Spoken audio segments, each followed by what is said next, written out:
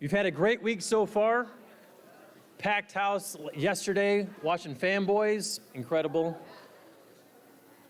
But even though we watched Fanboys, we had some great presenters so far, my favorite hours are the student hours, right? Those are by far the ones that rock the house the most, I enjoy the most. But second to those, after the students, we get to also watch some of our teachers present. And today we are fortunate enough to be able to watch and listen to hear three awesome teachers give us some insight about their lives, something that they came up with. So before we have them come on, some thank yous. Make sure you're thanking the boosters. Any parents that you have at home, give them a high five, give them an elbow, give them a fist bump. Whatever, to say thank you, appreciate you for contributing to the school, because without the boosters, we could not do this. Let's give a big round of applause to the tech crew. Tech crew, there we go. All right, and you guys have been doing great all week. Second hour, I've been here every day so far, second hour, and you have been an awesome audience. So let's keep that up. Let's hear it up for, first up, we have none other than the Mrs. Eldridge. So let's do this, Mrs. Eldridge.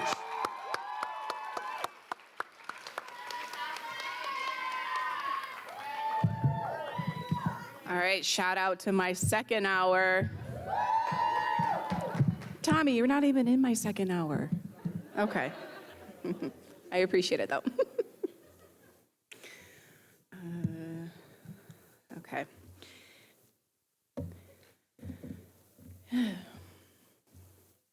Six years ago, I wrote a piece for Writers Week about how I am a motherless daughter.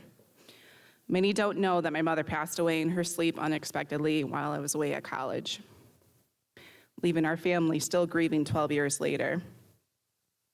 So when her death date comes every year, it serves as a painful reminder of the profound loss that I have.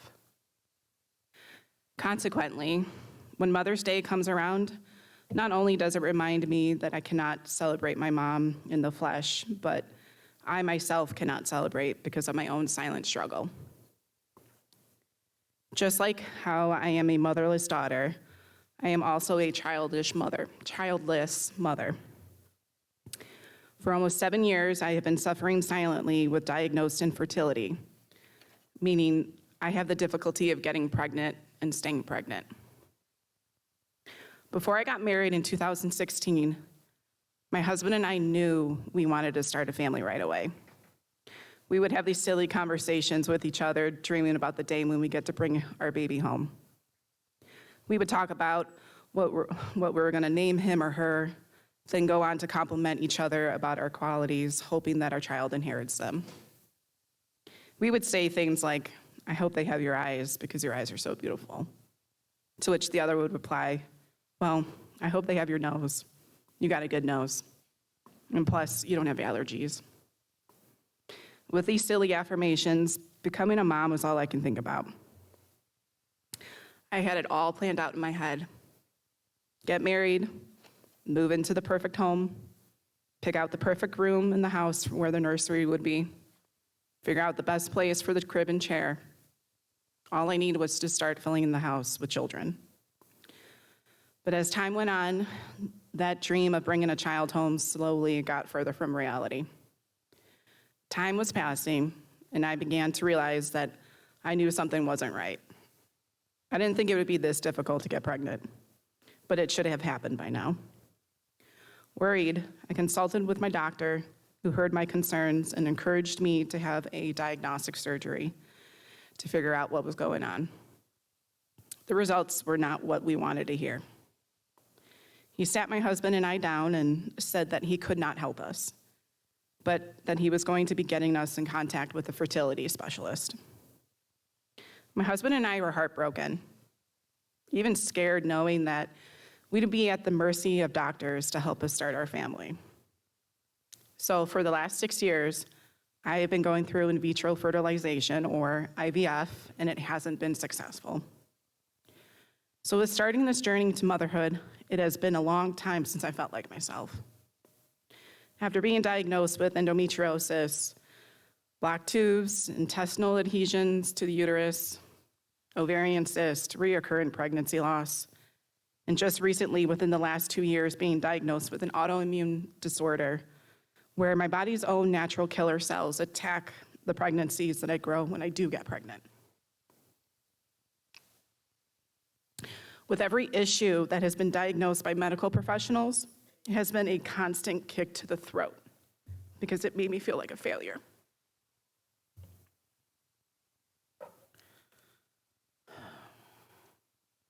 I felt like a failure to my husband because I couldn't give him a child. Felt like a failure to both of our parents because of my own expectations of giving them a grandchild. I felt like a failure to everyone when asked, "Do you have any kids yet?" Because I had to say no. Knowing that I know I've had 6 in my tummy before. Lastly, I felt like a failure to my body because I just couldn't keep the pregnancy sustainable. Soon, that failure turned into embarrassment because I was at an age where everyone was getting pregnant, relishing in the happiness of their growing family, which soon turned into them getting pregnant again, while I was still childless. It hurt to see other families growing, while only grief and isolation grew for me. The emotions that you feel when you're going through IVF is overwhelming, because you just don't feel like you can't live up to others' expectations or even your own. Another emotion that I felt, and I hate that I'm admitting this, but another emotion that I felt is jealousy. My heart ached at the sight of pregnant women, brand new babies, pregnancy announcements, and invitations to baby showers. It was hard to celebrate these joyous moments in other people's lives when I couldn't have it myself. In the beginning, I was able to find ways to be happy for them because I didn't know their story and what they may have struggled to get there. But I was hanging on by the tiniest grain of hope, and all I could feel when I saw those things was envy. When one goes through IVF, there's nothing that prepares them for the taxing involvement that goes into the process. I surely did not expect numerous doctor's appointments each week, the hundreds of painful injections of medication that makes my body feel like a prison. And lastly, the worst of them all, I never expected the anxiety with the uncertainty of waiting, because not every IVF cycle is guaranteed to work. There's also nothing that prepares them for the extreme highs and extreme lows of the process. It hits you hard when you and your partner are told such amazing news that the embryos took, and the nurses all celebrate with you, screaming on the phone to you, "You're pregnant." But then the next few weeks, the excitement turns into encapsulating silence in the ultrasound room, only to be broken with the despairing, "I'm so sorry. We couldn't find a heartbeat anymore," from the same nurse that cheered you on over the phone. Now, after repeated occurrences, you just become numb to the disappointment because that's what you tend to expect. With this silent struggle, I was sinking deep into a place where I just didn't feel like I had the strength to complete this journey, to become a mother, because I became isolated, cutting myself off from friends and loved ones. And I would cry every day because it seemed like everything was a constant reminder of what I didn't have. After my 6th loss, I woke up realizing I needed help because my mental health was declining. I never talked about my struggle to others because I didn't want pity or prayers. I didn't want to hear the same, "Oh, just keep trying," or "It will happen soon," or "At least you're young," or "You can always adopt" responses, because honestly, although those statements are said with the best intentions, they're not at all what someone going through this wants to hear. Throughout the years, my optimism and hopefulness was depleted, and hearing that from others just didn't make me feel better. I realized I needed to talk to others that were going through the same struggle as I was. And I found comfort in support groups that involved women and couples from all walks of life around the United States navigating their own fertility struggles. Slowly over time, I began to feel not so alone and inspired to keep on going forward. I started to focus on the outcome instead of the process. Now, when I'm asked, do you have any kids? I always respond, yes, they're just not here yet.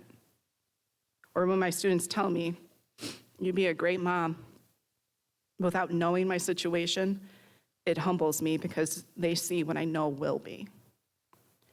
So I'm going to keep on weathering this storm until I get my rainbow. I'm going to keep on fighting so I can experience those sleepless nights feeding the baby. Or getting bossed around by my toddler because I didn't cut their cheese pizza right. And most importantly, I'm going to keep on fighting for the moment when they call me mommy. This is my story that I have wanted to tell for so long, but I couldn't find the courage or words to tell. But this isn't the end of the journey for me because there are still going to be months of trying and heartache that will, hopefully, someday lead up to the joyful moment of having a baby in my arms. Thank you.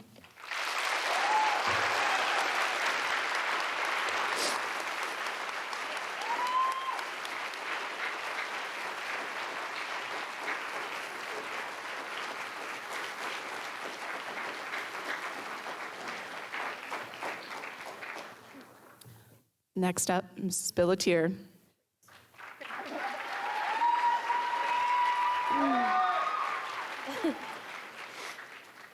That's ironic. My second hour is so quiet, but I heard them.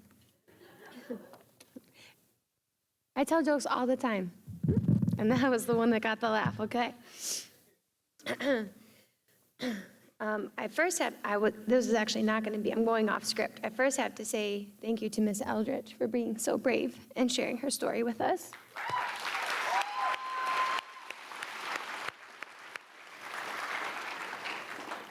So then I secondly have to thank Mr. Anderson, Mrs. Inc., and the Fremd English Department for 29 years of celebrating the community that is created when we establish a platform for celebrating individual expression.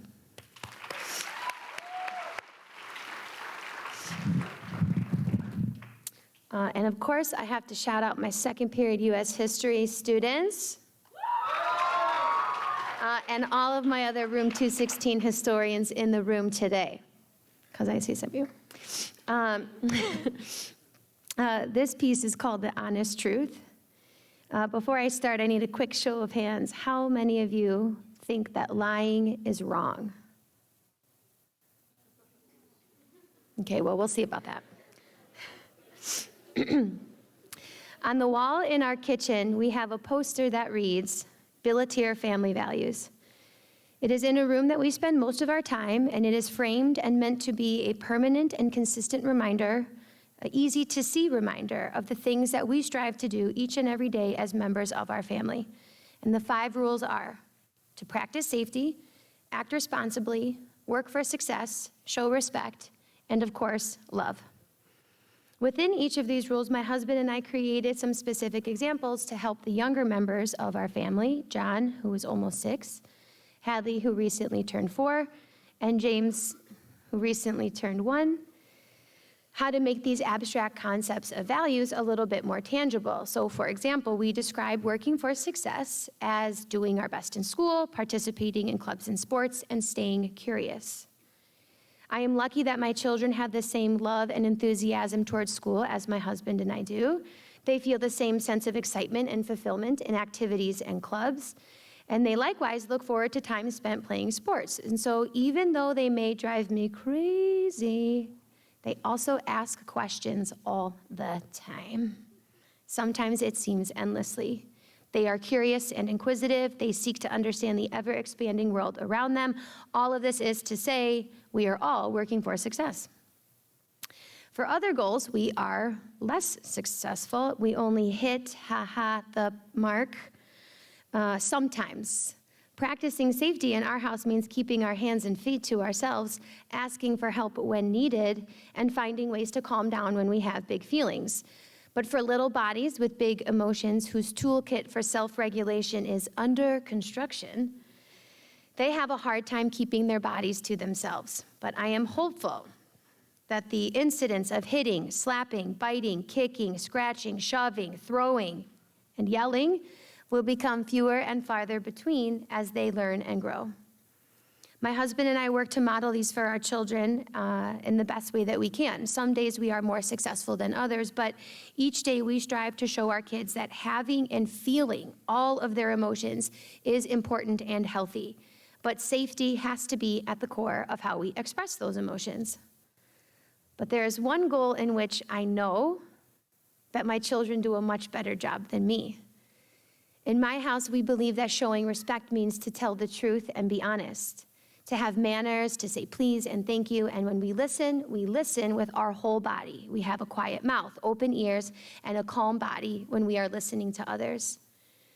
But when it comes to telling the truth, I fail miserably. I lie to my daughter all the time. There's a song that I sing to my kids. This is why I was not recruited for Fanboys yesterday, but here it goes. And if you know it, you can sing along. I love you in the morning and in the afternoon. I love you in the evening and underneath the moon. Let's get him a rinky-dink. Okay. But the song could just as easily be sung. I lied to you in the morning, and I lied to you in the afternoon. I lied to you in the evening and underneath the moon. I tell little harmless lies like, oh, you don't want to eat that candy bar. It's too spicy. Or, no, honey, I don't know what happened to your Halloween candy. But I do big lies too, yeah, like the real big ones, like Santa. Sorry, spoiler. The reindeer, Christmas magic, the whole thing. This lie is so big that it takes on a life form all its own. It is so monstrous that it belongs to an entire month. But I do it. And I do it without flinching because I believe in imagination. The anticipation and joy that is associated with a lie that is too sweet to sacrifice for the truth. I lie because this lie nurtures a sense of magic and wonder that brings a sparkle to her eyes that I know one day will not shine so brightly. But for now, it is there. And so I lie, and I will continue to lie to keep that sense of enchantment as long as possible. I lie in the morning. Please get your shoes and coat on. We're running late. And if I don't get to school on time, I have to see the principal. I lie because it's convenient for me, and they won't know otherwise. I lie in the evening at bedtime when we have tucked away the last book. And if I manage to still be awake, she'll ask me questions like, Mom, are you tired of being a human? Because I'm tired of being a human. I stare at her wide-eyed as I do some serious calculus, which I'm not good at, in my mind of all of the different directions that this conversation might go. What do you mean, sweetheart? Why don't you want to be a human anymore? Well, listen to me, and I will tell you, okay? I don't want to be a human anymore because I decided that I want to be a reindeer. Because reindeers can fly. Of course, yeah, that would be so fun. Yeah, let's do that. So can I be a reindeer, Mommy? Yes, of course, sure. I say yes without a moment's hesitation. But how will I learn how to fly if I become a reindeer? Oh, don't worry, they'll teach you. Yeah, they'll teach you because there's a camp. There's reindeer camp. There is? There's a reindeer camp? Yeah, it's so cool. They'll definitely teach you how to fly. Oh, cool. Is reindeer camp kind of like summer camp, like with different activities? Yes. Peanut, yes, Peanut. Reindeer camp is exactly like summer camp. Cool, so I'll be a reindeer then. For the record, I am well aware that reindeer don't fly, that my daughter cannot grow up to be a reindeer, and that there is certainly no reindeer camp. And if there was, she probably wouldn't attend it. But I lie because one day she will grow up and she'll want to be something real. And when that day comes, I will respond with the same enthusiasm and excitement to those dreams. I will empower her and all children that they live in a world of their choosing. And there may be obstacles to your dreams that you have to overcome that seem insurmountable, tantamount to flying even. And there might be hurdles on your path. There might be obstacles that you have to overcome that others do not, but I will still say yes. I say yes, absolutely, to learning how to fly and becoming a reindeer and other magical, made-up, unrealistic dreams now, because one day I will just as easily say yes to her real dreams. I realize that most of my lies are small or, in my opinion, harmless. They are in a moment of convenience or necessity. I'm tired, she's tired, both. We need to wrap up whatever activity we are on. The conversation needs to move to something else. These lies are ones that I feel like are not doing irreparable harm. But the big lies, Santa's real, yeah, you can be a reindeer and learn how to fly. Those are big lies, but they're rooted in something bigger than the lie. When I tell that lie, I am establishing a much bigger truth. What a paradox. I lie about learning to fly because behind that lie is a much bigger truth, which is me and my unconditional love and support for her, for who she is today and who she dreams of becoming in the future. Often those lies are the big ones, are the made up, make-believe sorts of things that are common parts of childhood. But other big lies I have stumbled upon quite by accident. And nothing prepared me for the moment they arrived, and yet if the situation presented itself again, I would double down and lie all over again. I'll give you an example. Hadley came downstairs one morning at 6:10 and my jaw dropped. She moves quite a bit when she sleeps, and so she typically has bedhead that demands much taming and combing each morning. But this was something else altogether. Right on top of her head was a nice section of hair sticking straight up, reaching to the high heavens, prominent and prickly.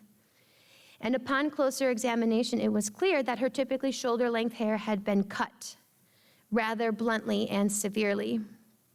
Rather than falling to her collarbone, this clump of hair stuck up in a section of little sprouts. Hadley, what happened to your hair? I asked tentatively, and she sensed immediately that she might be in trouble, and so she became quite defensive as she explained. Well, okay, so what happened was I woke up in the middle of the night, and I needed you, but I couldn't find you. Where were you, Mom? Where did you go?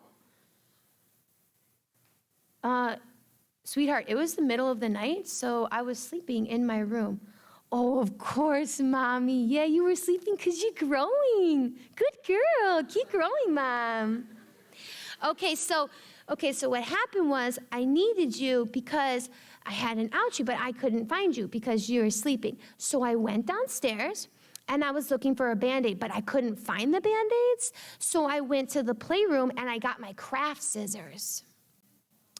And then I cut my hair.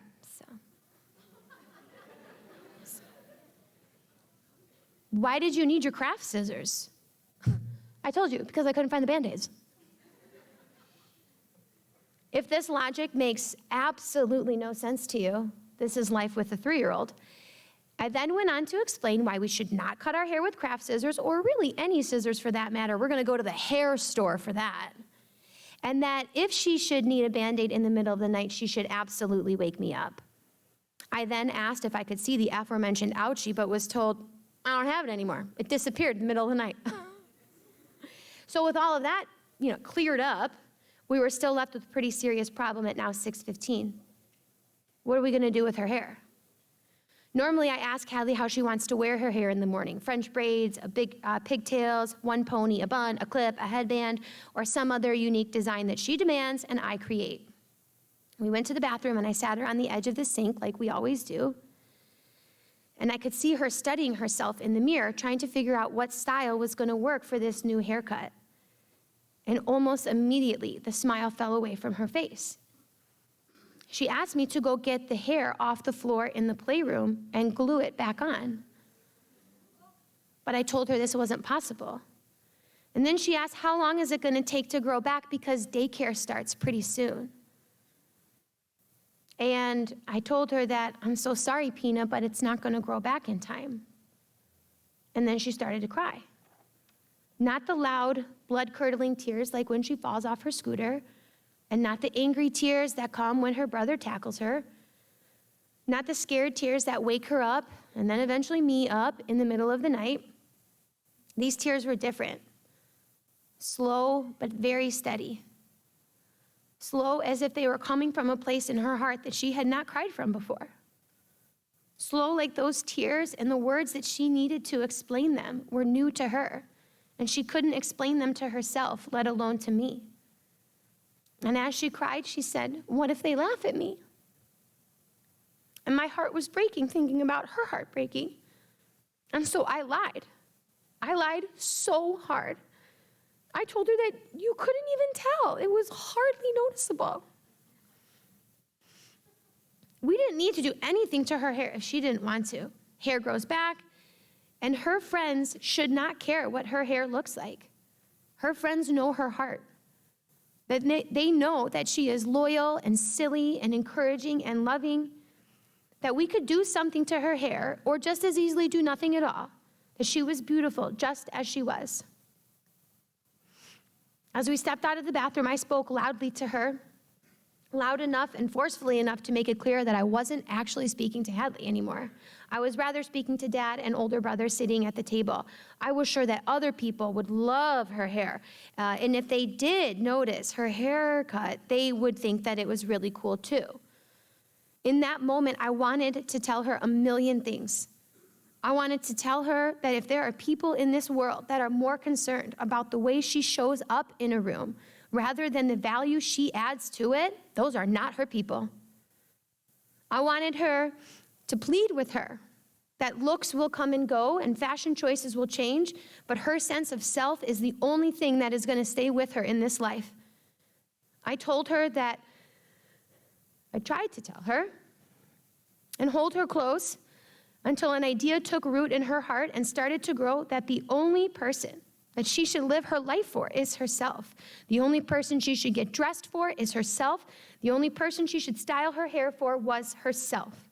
That this life was hers and hers alone. But this was not the moment for that because the wound was a little too fresh. And so I lied. And then I roped other people into the lie.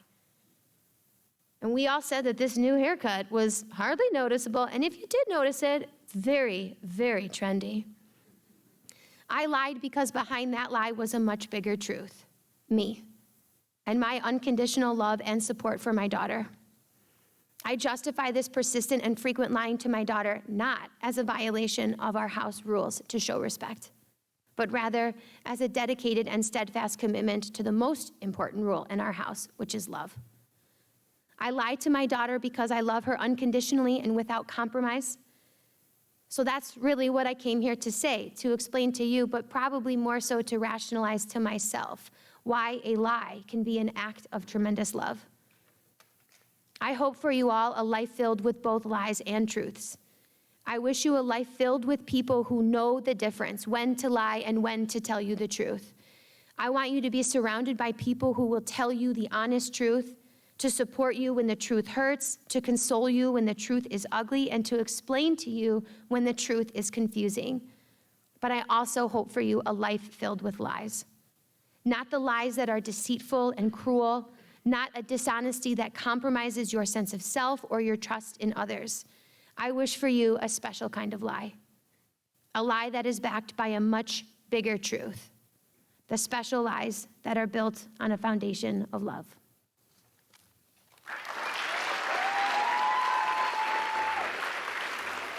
Miss Sky?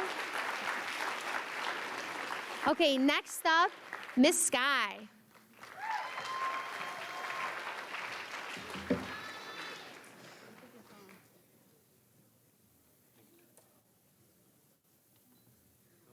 Okay, that's warming up. Hi, everybody. My watch is currently reminding me to calm down, so that's fun. Okay.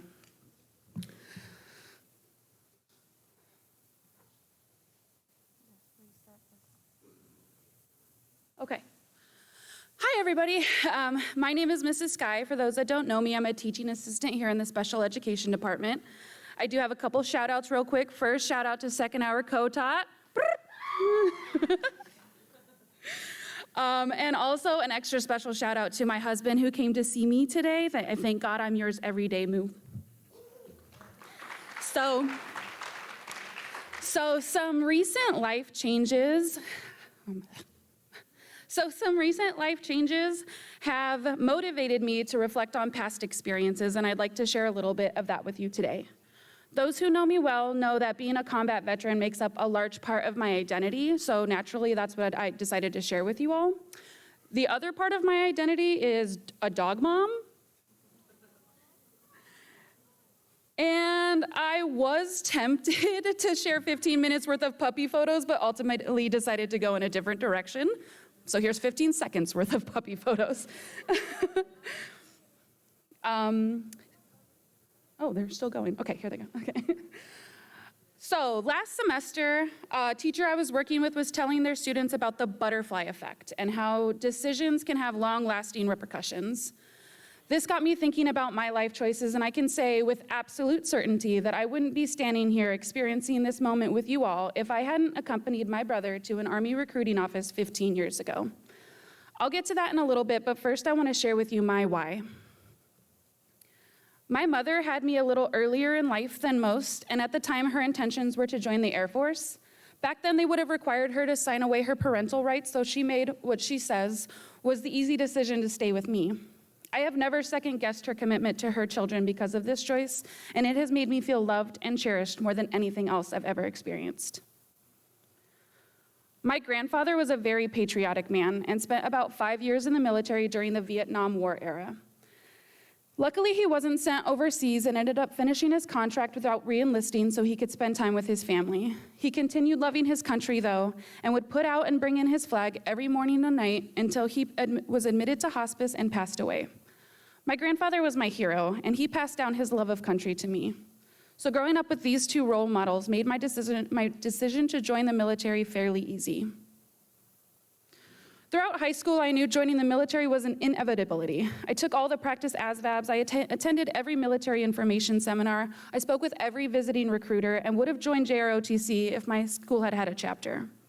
Through all of these experiences, I decided that I would definitely be joining the Air Force like my mom had dreamed of when she was younger. Now, I can't remember why I hadn't joined right after graduation. It probably had something to do with how nervous I was about leaving home for the first time. And I had also started some classes at a local community college.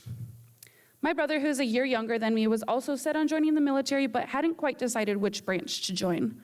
One day he asked if I would accompany him to the Army recruitment office a couple months before his graduation because he was too nervous to go alone. I had already made my plans, so I thought, why not? I can still remember how confident I was, 18 years old and so sure I knew everything I needed to know. My brother started talking to one recruiter, Sergeant V, while I sat nearby, offering silent support. The other recruiter in the office, Sergeant Fernandez, started asking me about myself, which I attempted to shut down by saying, just so you know, I'm not interested in joining the Army. I already have plans to join the Air Force, so thank you, but you're wasting your time. Now, something you should know about Army recruiters is that they tend to be fairly good at their jobs. They have to go through a selection process, and typically those chosen are in great physical shape and have had some of the coolest military occupations.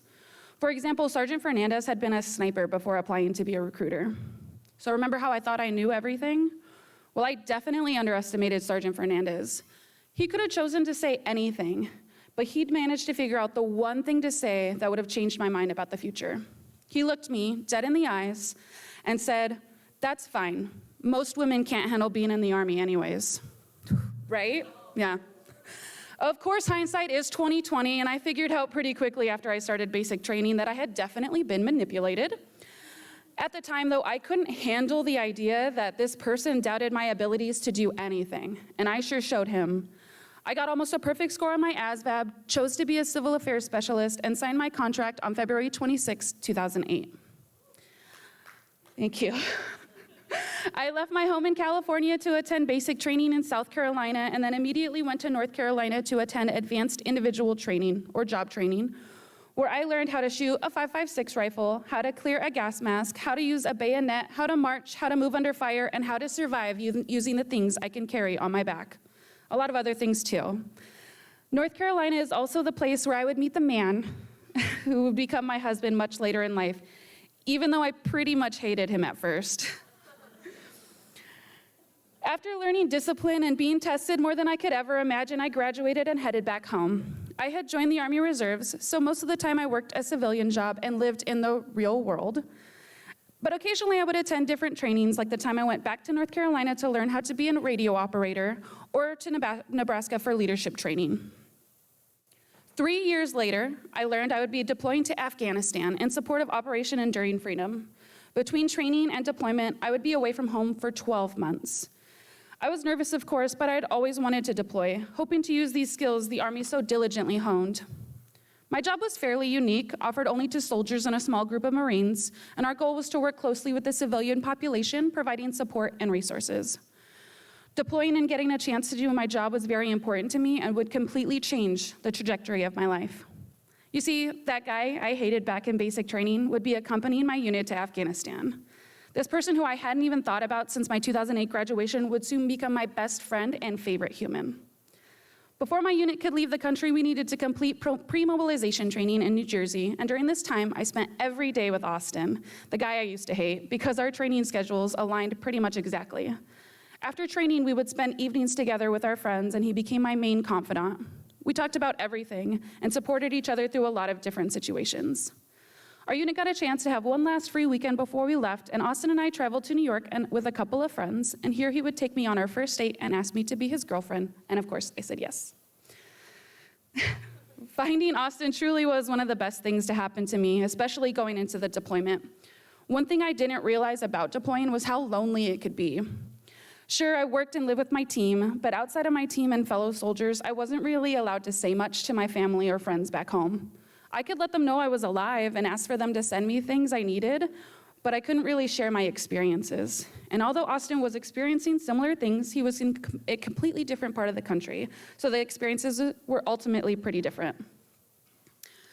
I was able to share with him when I got to roll out with the EOD, or demolition team, to dispose of expired ordnance, which is bombs and bullets.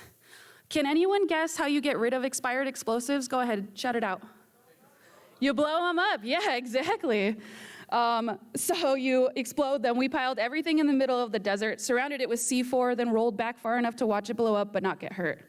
The best part is they let me initiate the explosion. Cartoons show it as like a little plunger, you know, the coyote, but it was actually similar to pulling a pin from a grenade.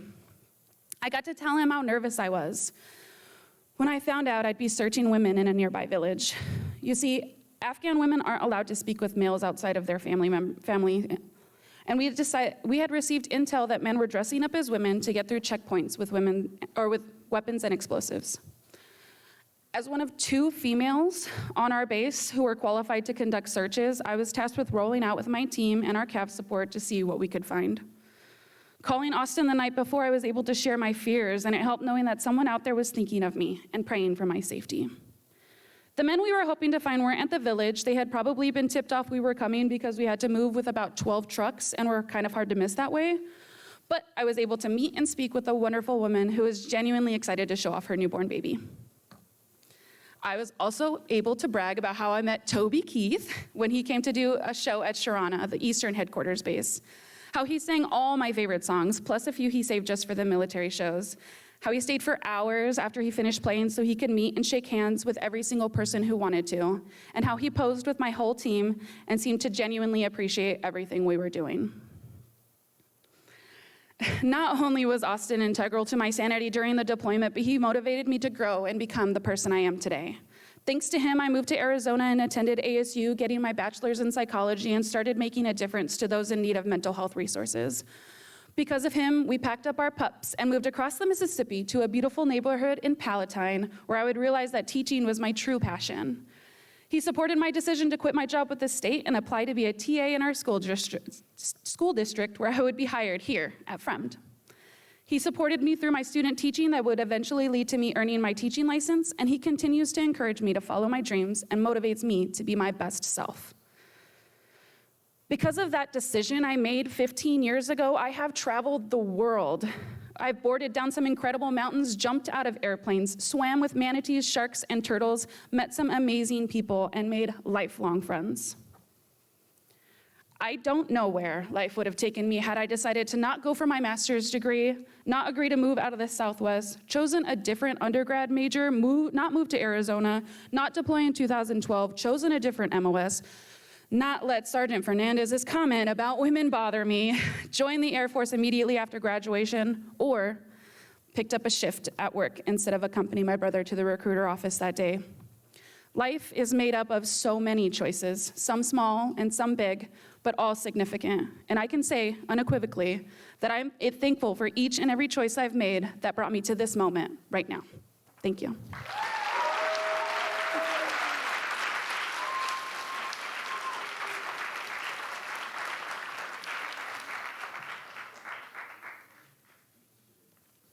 Let's hear it one more time for all three of our presenters this hour.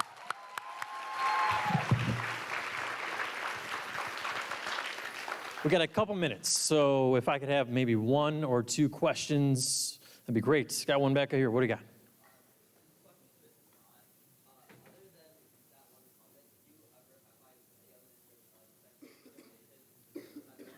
Sorry, hold on. I can't really hear you. A little louder.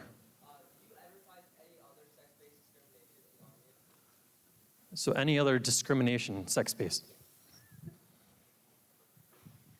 Yes, absolutely. As most know, thank you. Most know, military is a predominantly male organization, so it can be fairly difficult to be a female. I had to work harder and more often to get the same advancements that my male counterparts would get, and eventually that would lead to my decision to leave the Army. Great question. Here we go, in the middle. Ryan? What breeds are your dogs? Thank you for asking this question. I love talking about them. Flex is a beagle and Winter is a Labradoodle. Another good one. Maybe one more. Here we go. What's the last lie you told your kid? It was about this morning because my husband said, good luck, talking to your student or presenting to your students, and they said, what is it about? And I said, lying to Hadley. And they were like, you're not supposed to lie. And they pointed to the frame on the, I was like, oh, I was just kidding. I would never lie. I'm talking to, I would never do that. I was just kidding. I'm talking to him about Abraham Lincoln. Close, oh yeah, he's always on the. Any others? Great questions. Here we go. Oh, thank you for your support.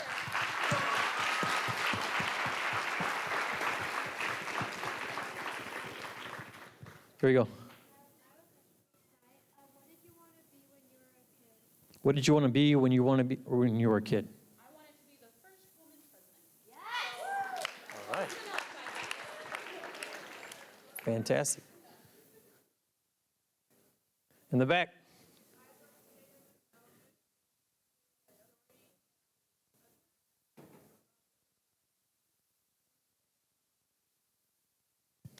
Fantastic.